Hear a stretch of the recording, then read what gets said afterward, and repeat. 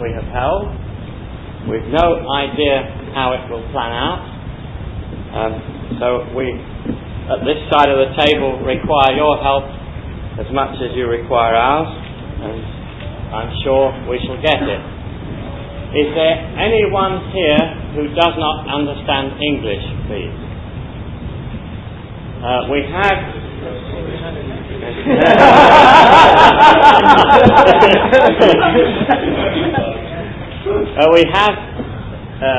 scattered around the room one or two gentlemen I'll introduce to you who can speak a number of languages.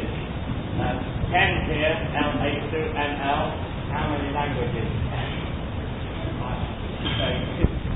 We wish to keep this conference very informal indeed, so please butt in if you feel you wish to say anything at any time.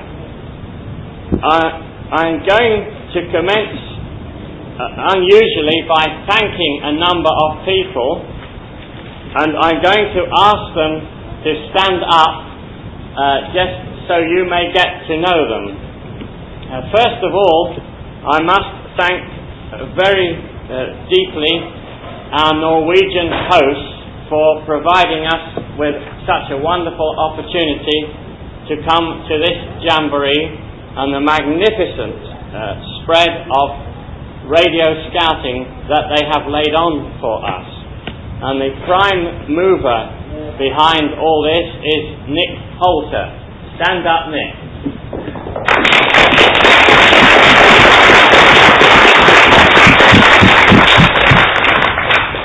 I must couple with its thanks, our thanks to Odd Hoff, who has really been the top Norwegian man to have kept things running and allowed them to start things off. Sitting here on my left is someone who needs no introduction, Len Jarrett from the World Scout Bureau. I shall have more to say about him later. He'll probably have a lot more to say to me after the conference.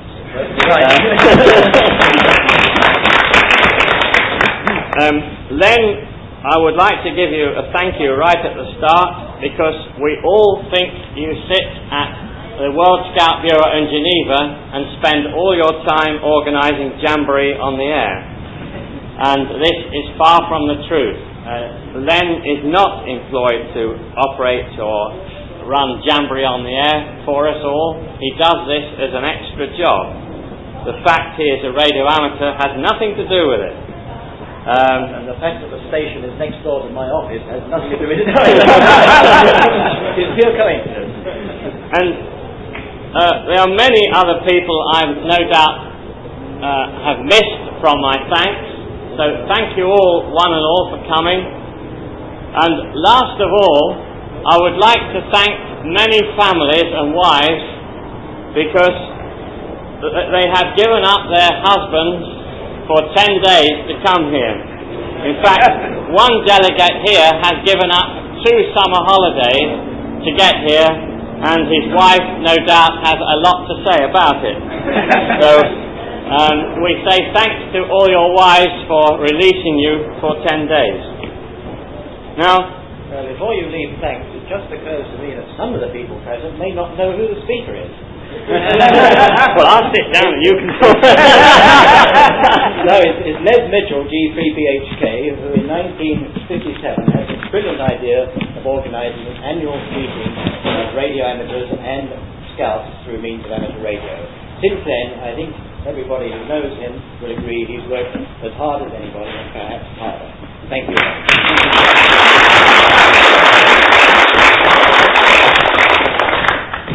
Well, thank you. You're no doubt hoping that I was going to say that ends the first session.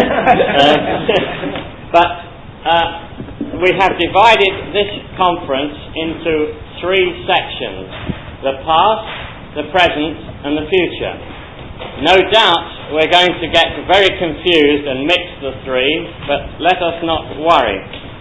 So, unfortunately, having the grey's hair here, I know more about the past history of radio scouting than possibly anybody here, so it falls to your misfortune and my misfortune to tell you some of the history. Certainly. Radio scouting is not a modern hobby for scouts, despite the fact we like to think so. On your left here is a display of material going back to 1912. In 1912, scouting had just about been launched. It started in 1907. Almost precisely at the same time, radio amateurs started amateur radio. And the Boy Scouts, as they were in those days, took to amateur radio. And our first exhibit up there is from a group in Great Britain who ran a spark transmitter with a range of 5 miles. They were very sensible scouts. They used a chimney for an aerial mast, a chimney of a brewery. The next 2 photographs are taken from an English radio magazine of 1913, showing possibly the first mobile station ever. If you had about 10 scouts and a trek cart, you could move the station. The next one is an offer by the Marconi Company to give scouts free instruction in radio, and they show a letter by a certain Baden-Powell encouraging boys to take part. So that convinces you, I hope, that radio scouting did start a long time ago. At the time, all spark transmitters were used. And then a war intervened, the 1914-18 war, and all the authorities after the war took a more serious view of amateur radio and laid down all sorts of restrictions and started examinations and this sort of thing to make sure that unqualified people did not start transmitting. This rather puts the brake on scouts becoming radio amateurs, and not an awful lot of radio scouting took place between that war and the next war, the 1939 to 1945 war.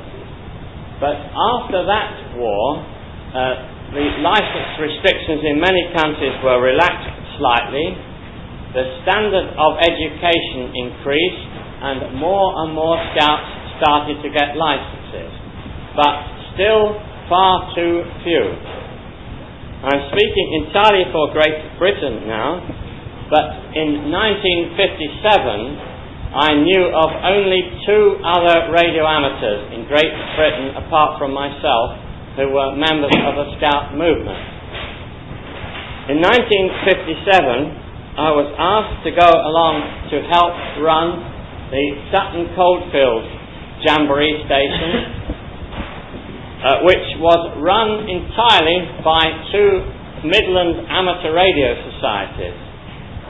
Unfortunately, whilst this station was a great technical achievement, no attempt was made to show scouts the great hobby that we know today, and this rather disturbed me. We were visited by many overseas scout radio amateurs, and the little thing on the left of the scarf there with the rosette shows you a little insertion in the Jamboree newspaper at Sutton Coldfield calling a meeting of radio amateurs, which I had inserted in the Jamboree newspaper. And a group of us used to meet and have coffee every morning, and the inevitable thing happened. Someone suggested we contacted each other after the Jamboree on one day a year. And as I still had the greyish hair of the group in those days, they asked me to organise it. Well, on getting home, after the Jamboree, I realised that this was rather a waste of time. There were only about 10 licensed amateurs we met, and with radio conditions being what they are, and I expect half of them would have probably been married by the time we held the first event, and with half the world asleep while the other half is awake, it would bring the numbers down to so few, our chances of ever meeting were quite remote.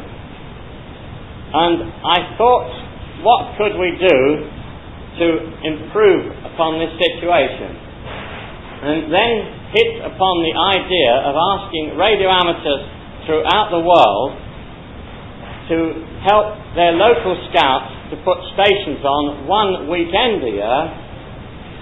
And I wrote to the other scouts who had been at the 57th Jamboree, and we all agreed this would be a good idea. The rules were then drawn up, and there's a copy on the right-hand side of that scarf of the original rules, and I think Len will agree with me that they have not changed since they were originally drawn up, except in minor detail. And the first Jamboree on the Air took place in 1958. It was a success in a limited way. About 12 countries took part, and I suppose possibly around 100 stations were involved. But even then I realised that the organisation would be far too great for me as a single person involved to write to everybody concerned, and I then wrote to our headquarters and told them the problem I had, and they suggested I offered the job to the World Scout Bureau then in Ottawa. Now, at the time, there was a gentleman over there called Lars Erik Lindstrom, who took over the organisation, but whilst he was quite enthusiastic, we had an extraordinary good stroke of luck. Another character took over from Lars, called Len Jarrett, and he had been in Royal Signals, in the Army, the British Army during the war, so he was slightly biased towards Jamboree on the Air, as one can guess. And from that point on, we have never looked back. The testimony to the success is seeing you all here today. We started, or at least Len started, issuing participation certificates, of which you see a number there. The first ones are collector's items. They're signed personally by the director of the Bureau, General Spry. So I counted them all. And we have a different one each year, as you know, and they're normally designed by a scout from a different country each year. The World Scout Bureau started a station in the World Scout Bureau in Ottawa as it was. There's a photograph of the station as it was in those days there. And for the second Jamboree on the Air in 1959, I decided we needed a badge, which is the one on that scarf there, and I sent the design to Len, who purpleized it, and you see and you see the result now is a far more attractive badge, and that's how the badge started. So that is the story behind Jamboree on the Air. Now, the Norwegians suddenly started taking an interest in Jamboree on the Air a number of years ago, and as you know, we've grown right beyond the bounds of Jamboree on the Air now. This is just the annual Jamboree, the bringing together of all the brotherhood of scout radio amateurs. But they have now expanded into other fields such as fox hunting, kit building, radio instruction, and a number of other fields which we shall be telling you about later. I don't think there's an awful lot more I can tell you about the history, except that we did, as an experiment 1 year, change Jamboree on the Air to the actual dates of a jamboree, and whilst it was quite successful, it wasn't quite so successful as when we run it on the set weekend in the year. People in the northern hemisphere normally ask us why we hold it in such a cold, wet month, and people in other parts of the world say it's the best month of the year, so one doesn't quite know what to do about it. I think we've hit upon quite a good month myself, and we try very hard to avoid the many radio contests that take place. As you all know, we did 1 year run it through an American contest, and both sides got very annoyed with each other, but it was quite amusing in many ways. Well, I don't know if there's anything more I can really tell you about this. Do you think there's anything more? I think you might add that this the Jamboree on the Air has grown since 1957 from your, I think about 20 stations in 5 or 6 countries. Yeah.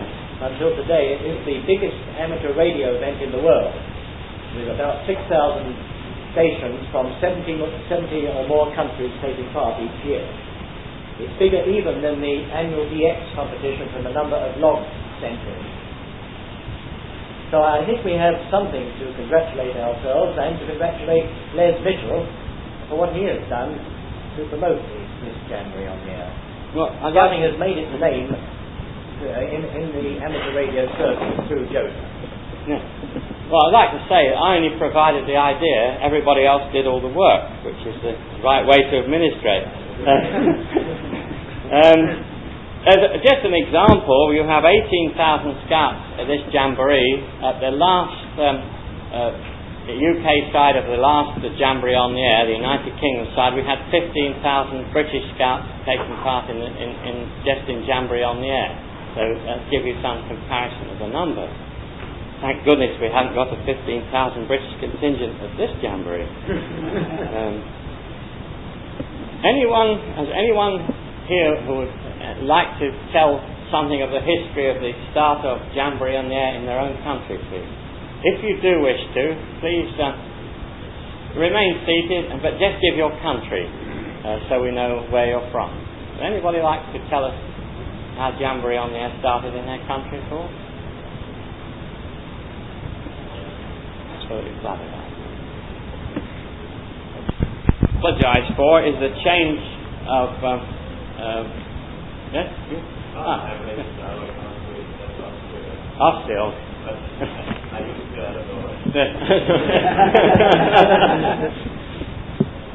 Has anyone anything they wish to say about the whole historical association? I think the only two scout movements that did take part in very early radio scouting are Britain and the United States. I've never heard any reports from any other country. We'd be very interested to get early reports in for a complete history sometime, if anyone can dig up any facts. I must apologise for us producing these, telling you to be at the National Headquarters Canteen at 9 o'clock. These were produced at least a month before the Jamboree, and we'd no idea what we were going to be faced with when we came here, and unfortunately we had to leave this hall twice so people may eat, unfortunately, and so we're going to have to ask you to come back possibly twice, but we'll give you the times at the end of this session. Now we will go on to the present, and I'm going to call Nick out here to speak to you. We haven't told him about this, to tell us how the Norwegians organise their Jamboree on the Air from the Norwegian point of view, because obviously they're one of the most efficient Jamboree on the Air organisers there are in the world today. I don't think we need question that. So, Nick Holton, please. I think we're changing the procedures every year, so which year do you want? We're on to the present. Oh, yes. I'll try to keep it very short then. Last year, we really felt we were in trouble. The organization for these individuals who on their spare time shall have to run this was so large and had increased to a certain point that we felt that now is the time to go out and let the district people do the work, because at a central committee we're not able to really dig into the details and help everyone prepare their own participation. So just overnight we sort of appointed 25 district organizers. This was in August, and the paper mill really started from that point. We sent out various stencils informing about all what we thought could be done on the local level. Now these people were, of course, no newcomers. They were well known to us. Several of them had taken part in Jamboree on the Air for years. We had good liaisons, good contacts with them and so forth. Now Norway is a very special country in many ways. We think it's very special. It's rather small as compared to many other nations, of course.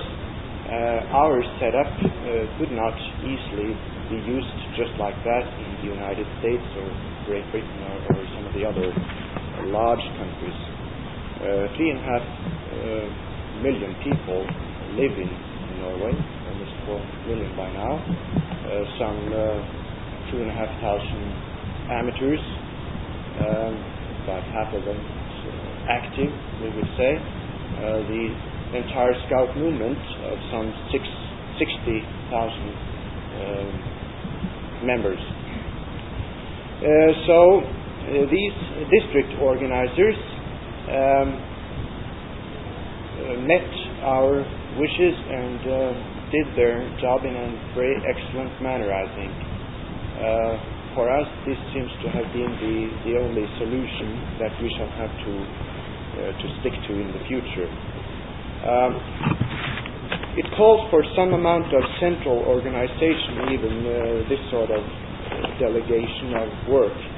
And a month ahead of the Jamboree on the Air, we sent out various material, what we have called the Jamboree on the Air information pack. It includes a list of all troops taking part in the last 10 years, so the district organizers would know where they have background, where they from which level they can go on. This was not a very difficult task, actually. We had been doing statistics for over the past 10 years. This proved very helpful, I think. Several of the district organizers are here, and they may comment upon that if they wish. We sent out a press release which could be used by anyone, just filling out the various local details and so forth. This is the idea of the World Bureau that we have just used and adopted for Norwegian and local use. Also telling a little bit more about the Jamboree on the Air than just the event, going into the radio scouting activities that are typical on the district level, and allowing the district organizer to put a small paragraph on some of the activities that went on that summer. Now this turned out to be a very interesting thing for many newspapers. A tremendous support was given. We provided the district organizers with a list of all newspapers arranged by district. This is something that the Norwegian Boy Scout Association had prepared anyway, so we just went into the files and copied that. Other background material, of course, was the Norwegian version of the how to take part in the Jamboree in the Air, or getting the most out of the Jamboree in the Air, produced by the World Bureau. Many countries I know have done the same thing. We also produced a small booklet explaining the various radio scouting activities, the various fields of radio scouting, including, of course, the Jamboree on the Air, Scout Nets, all the details on that, shortwave listening, DXing, radio orienteering, fox hunting, kit building, electronics experimenting, amateur radio as a hobby, about the Norwegian Radio Relay League, walkie-talkie and signaling communications and so forth, some of the material available such as color slide programs, literature and so forth. We also felt that support from the local groups of the Norwegian Radio Relay League, information about that is important. They have a brochure that includes all the groups with addresses and so forth. Those of the district organizers that have not yet established local contact with their group should do so. We also included the participation card from last year, so the district organizers would have a copy in case they did not take part themselves, but actually everyone did. Also, the last year's Jamboree on the Air report from the World Bureau. Now, this was last year, so this is 1973. And also the excellent JOTA handbook, which many of us will be prepared to comment upon later on, also was included, one copy for each organizer. And also the latest Norwegian report covering Jamboree on the Air and the other radio scouting activities. Now, that's the background material. Then we wanted to have all the, as we have done in previous years, all of the groups expecting to take part send in a report beforehand, in advance, so as that we could register and support them later on with adequate information, last time information. So this is our form to be filled out and sent in by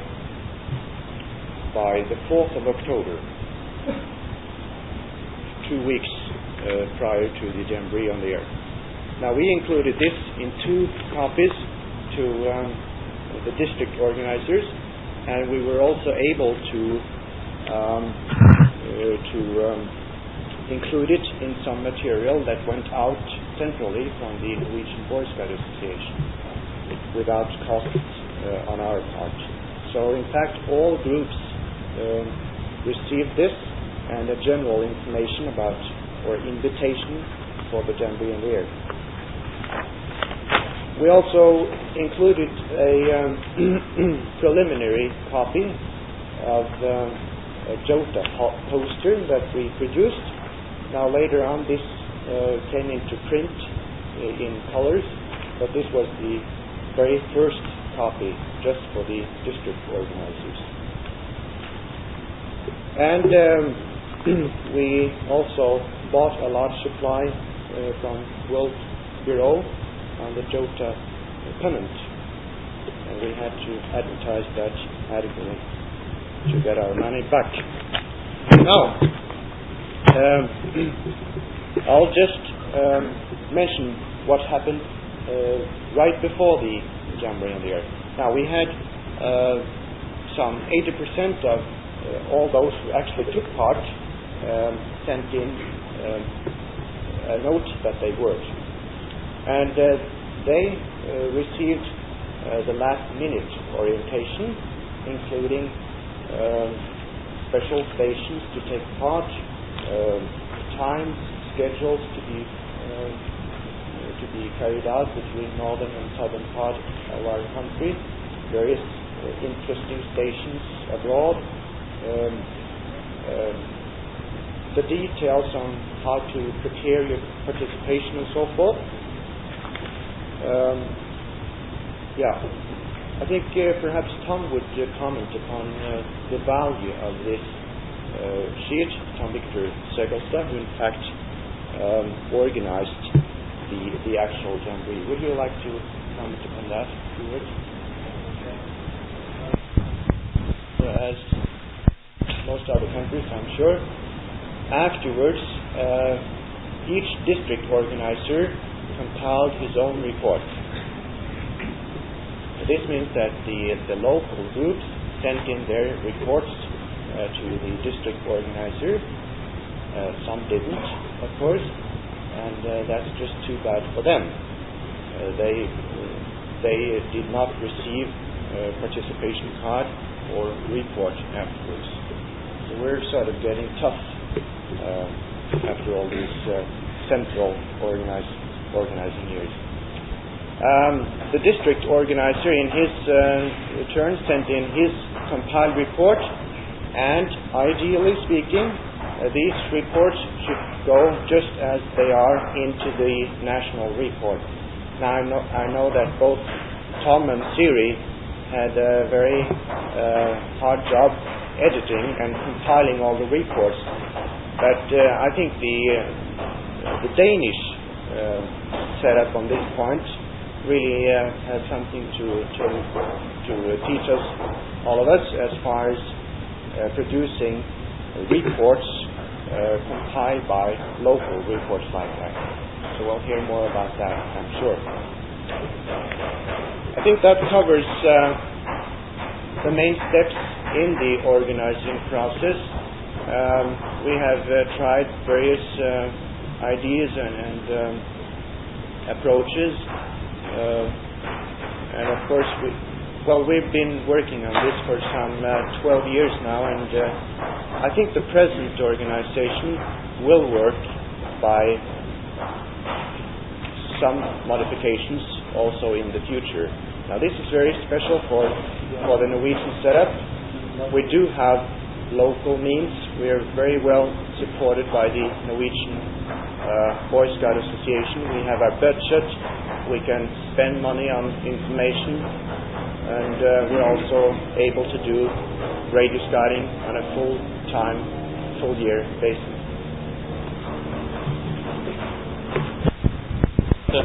Rolls-Royce organisation, I would call it, of Jamboree on the Air there. I don't think Nick is going to be able to improve much more upon that, except minor modifications. It's obviously the amount of organisation that goes into the preparation and the paperwork after a jamboree on the air must vary from country to country, and with the number of stations a country runs. Naturally, if they only run 2 jamboree on the air stations, it can all be organised verbally, and you can walk along and have a talk with the station organisers afterwards and verbally tick them off if they don't provide information. There is one little problem I would like to mention and introduce at this point, but we don't want to discuss the future of this, but you have this business of so-called third-party traffic. In some countries the boys are allowed to speak on the microphone, and in others they're not allowed to. And this brings all sorts of problems along with it. The main one being that you often have to ask amateurs to help you if you're in a country where the boys are not allowed to speak on the microphone. You often have to ask the help of amateurs who have not been members of the movement. And they run the station as an amateur radio station and not as a scout jamboree on the air station. It only has one good effect, I think, that the scouts get so annoyed they go along and get their own license and do the job far better the following year. That's the only good thing I can say for that particular restriction. In Great Britain we now have something like 300 scouts who have licenses, but we'd still like to be able to let the boys speak. But we want to talk about this later on, but I thought I ought to introduce it at that point, because you can't expect an amateur who's helped you and who knows nothing about scouting to fill in long reports. It's got to be done by the boys who attend the station, and so you've got a variation there. And anybody else like to talk how they organise stations in their country? Jim, come on, Jim. Jim Parnell from New Zealand. And I'm taking a tape is that my counterpart in Australia, Noel Lynch, is unable to be with us, and he said he would like a tape of the highlights. Well, in New Zealand, we have only recently got into Jamboree on the Air. There have been spasmodic stations over the past. Those who have seen the most excellent slideshow will remember one enormous mast made by New Zealand Scouts. That was at least 10 years ago at a Jamboree on the Air station. I'm very sorry they didn't show the picture of the mast falling over at the end of the event. Be that as it may, I'm still at the stage of being what you might call organising everything centrally. I'm getting to the stage where it will have to go out to probably regional organisers. And then later we'll have to break it down into area. However, I'll start off as early as I can preparing the material. We have a newspaper in New Zealand called the Scout News. It's run on a very tight budget. In fact, this year money is very short, so it's only 2 pages. Well, that's all it is. Naturally, the amount of space they can give me is extremely limited. And over the past few years, I've been writing material for this, and the editor has very kindly put it all in. But doing the odd spot checks afterwards, I say, have you read anything about Jamboree on the Air? No. First been in Scout News. What? Never read it. Talk to DC. What do you know of Jamboree on the Air? Well, isn't that some sort of club for scouts who are amateurs? So this year I gave up, particularly when they got one complete sheet out of this.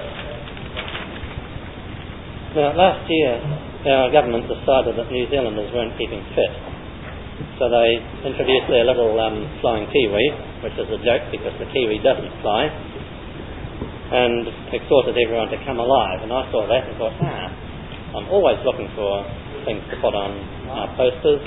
He'll be a good character. I've got permission to use him, and this year we've had little cartoon characters.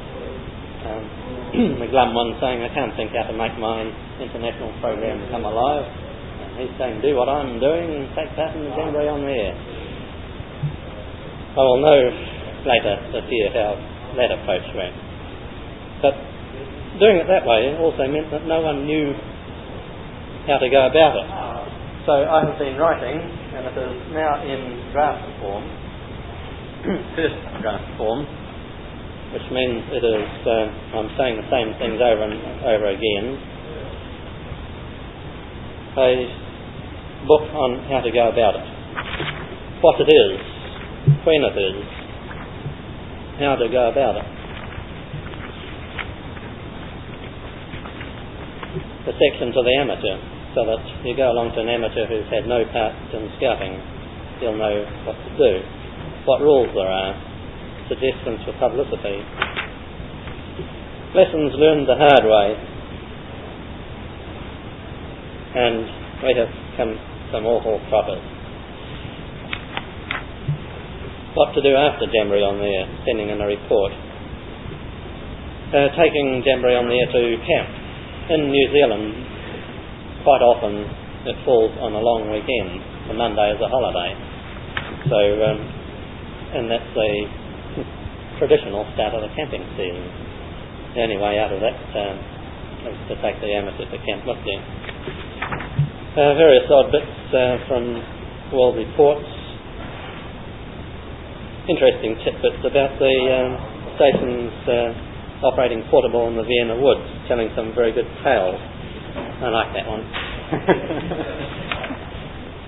And participation certificates and finale. There'll be a list of special stations, and when it's finished, I'm attempting to get some of my sponsors to top up the money for something like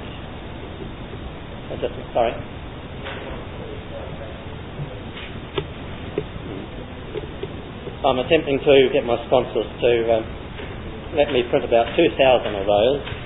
I'll give 2 to every scout group in New Zealand, 1 for them, 1 for their radio amateur, and after that they can buy copies from the scout shop. In that way I hope everyone will know how to go about it. Now, I mentioned sponsors before. In New Zealand, as in many other countries, we can do what we like in scouting, providing it doesn't cost headquarters any money. They haven't as yet given me a budget. In fact, anything they print for me, I've got to pay for, which is a bit rough. But I have some very good business contacts who know the value of what I'm doing, and I'm running on a budget of about 400 New Zealand dollars a year, excluding the cost of printing the poster. And so what does that equate to? It's about 60 or 70 pounds UK, which is 720 krona.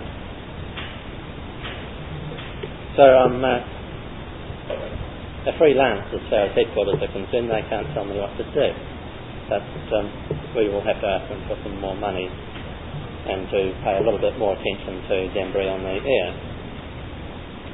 My standing with the movement, I'm a wanted scout leader with a group. This job is getting too big to have 2 hats, and I will have to drop one, my group job. In which case I will have to ask headquarters to give me some official piece of paper saying I am the Jamboree on the air organiser. They've told me that, but I've not seen it in writing. And I would imagine anyone starting off with Jamboree on the air would be in exactly the same boat. I intend suggesting to the conference later we see something about improving status, or state-I, if that's the plural, of organisers. To make you into a flying Kiwi.